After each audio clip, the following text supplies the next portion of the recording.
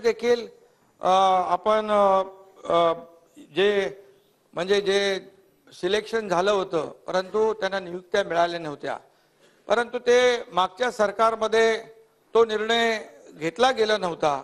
परंतु सरकार आमचं आल्यानंतर आम्ही जवळपास 1553 जणांना, त्याचबरोबर 2000 विद्यार्थ्यांना नोकरीमध्ये रुजू करून घेतलं। एकूण 4053 जणांना शासकीय सेवेमध्ये आम्ही त्या काळात सामावून घेतलं। ही मोठी गोष्ट आहे। अधिसंख्य पद आणि त्यांची अपेक्षा होती, अशोकरावांना माहित आहे तो विषय।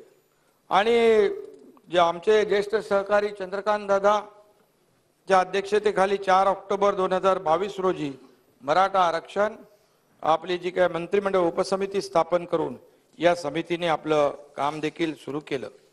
मराठा आरक्षण व इतर सर्व निर्णय घेण्याचे अधिकार या समितीला आम्ही दिले आणि 5 डिसेंबर 2022 रोजी या मंत्रिमंडळ उपसमितीला मदत करण्यासाठी विशेष सल्लागार समितीची देखील आपण स्थापना केली। त्यामध्ये आपले प्रवीण दरेकर, भरत गोगावले, योगेश कदम, नरेंद्र पाटील यांचा देखील समावेश त्यामध्ये केला। हे मी आवर्जून सांगू इच्छितो की या 2-2.5 महिन्यात शासनाने एकतर्फी निर्णय घेतलेले नाहीत, तर सर्व पक्ष संघटना यांना सुद्धा मराठा समाजासाठीचे निर्णय घेताना विश्वासात घेतलेला आहे।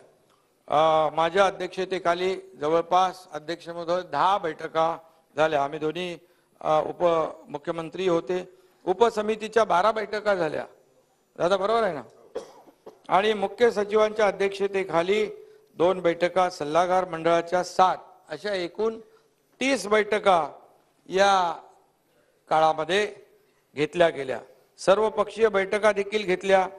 त्या बैठकीमध्ये देखील अनेक ज्येष्ठ लोकप्रतिनिधी होते, पवारसाहेब देखील आले होते। आणि मनोज जरंगे पाटील यांनी जालन्यातल्या अंतरवाली येथे उपोषण सुरू केलं। मी मगाशी म्हटलं त्याला त्या बाबतीमध्ये की उपोषण सोडवण्यासाठी सरकारने प्रामाणिक प्रयत्न केले। काही आपले तज्ञ लोक होते, त्यांनाही आम्ही पाठवलं आणि शेवटी आज लोकभावना लक्षात घेऊन सरकार कुठेही आपला इगो किंवा ताठर भूमिका सरकारने कधीच घेतली नाही। सरकारने गिरीश महाजन इकडे आहेत आणि शासन प्रामाणिकपणे नेहमी प्रत्येक म्हणजे मराठा समाजात नाही, ओबीसी समाजाचे आंदोलन जिकडे होती, धनगर समाजाचे आंदोलन जिकडे होती, आपले आदिवासी समाज काही ठिकाणी होता, टोकरे कोळी समाजाचे आंदोलन होती, तर या ठिकाणी आमचे मंत्री स्वतः या ठिकाणी जाऊन त्यांची उपोषण सोडवण्याचं काम केलं। तेव्हा कुठेही असं मनामध्ये आम्ही कशाला जायचं ही भूमिका कधी ठेवली नाही।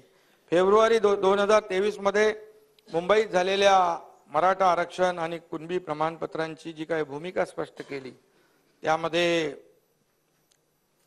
मग आंदोलनानंतर कुणबी प्रमाणपत्रांची मागणी ऐरणीवर आली। 7 सप्टेंबर 2023 रोजी निवृत्त न्यायमूर्ती संदीप शिंदे यांच्या अध्यक्षतेखाली सरकारने एक समिती नेमली। मराठवाड्यातील मराठा कुणबी मराठा जात प्रमाणपत्र नोंदी पाहून देण्याची कार्यपद्धती आपण निश्चित केली। तज्ञ समितीची नियुक्ती केली। निजामकालीन पुरावे असतील, वंशावळी असतील, शैक्षणिक पुरावे असतील, महसुली पुरावे असतील, निजामकालीन करार असतील, त्यावेळच्या सनदी असतील, राष्ट्रीय दस्तावेज या पुराव्यांची तपासणी कशी करायची हे या समितीने एक कार्यपद्धती ठरवली। आणि त्या शिंदे समितीस सादर करण्यात आलेले जे आपलं 12 विभागांचे पुरावे, 1967 चा जो कायदा, 2004 चा कायदा, त्यामध्ये कुठल्याही मूळ धोरणात, मूळ कायद्यामध्ये बदल न करता, GR मध्ये काही बदल न करता त्यामध्ये ग्राह्य असे दस्तावेज तपासण्याची सुरुवात झाली। आणि त्यामध्ये मोठ्या प्रमाणावर खासरा पत्रक, पाहणी पत्रक, कुळ नोंदवही, नागरिकांचे राष्ट्रीय रजिस्टर, गावाची खाणेशुमारी, सातबारा, जन्म मृत्यू नोंदवही, असे अनेक जे पुरावे आहेत, ज्या ज्या पुराव्यामध्ये जातीचा उल्लेख केला जातो ते पुरावे तपासण्याचं काम या ठिकाणी केलं।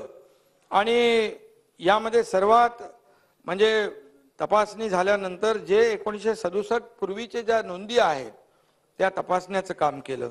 आणि त्यामध्ये सर्वात महत्त्वाचं म्हणजे हे सर्व जे पुरावे आहेत, ही सर्व कागदपत्र आहेत, हे आपण पब्लिक डोमेनवर ठेवायला देखील सांगितले।